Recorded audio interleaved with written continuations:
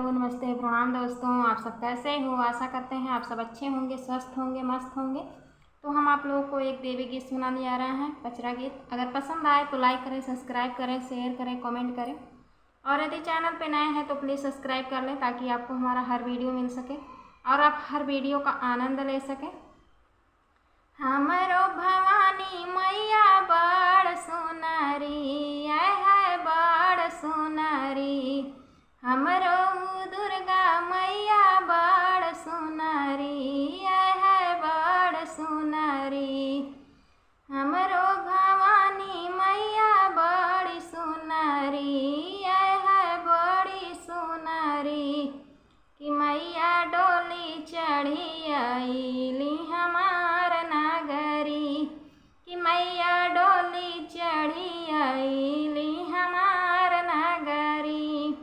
पहले हम जनती मैया अइबू नगरी, आय हाय अइबू नगरी, मैया अइबू नगरी।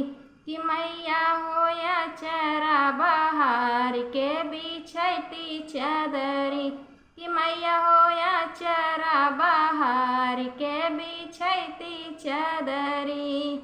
हमरो दुर्गा मैया बड़ सुनरी, आय हाय बड़ी सुनरी। हमरो भवानी मैया बड़ी सुनरी, आय हाय बड़ी सुनरी।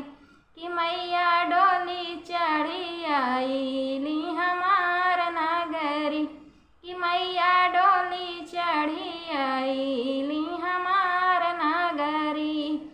पहले जे जनती मैया अइबू नगरी, आय हाय अइबू नगरी।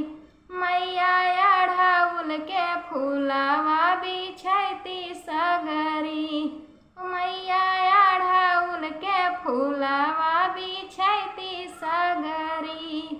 हमरो दुर्गा मैया बड़ी सुनरी, आय हाय बड़ी दुलरी। कि मैया डोली चढ़ी आईली हमार नगरी, कि मैया डोली चढ़ी आईली हमार नगरी।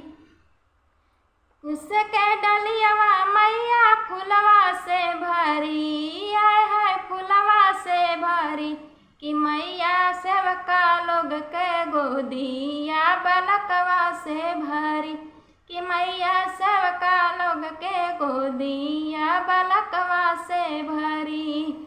हमरो दुर्गा मैया बड़ी सुनरी, आय हाय बड़ी दुलरी।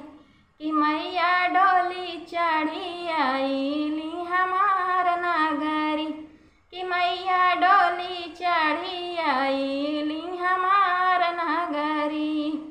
पहले जय जनती मैया अइबू नगरी, आय हाय अइबू नगरी, मैया अइबू नगरी।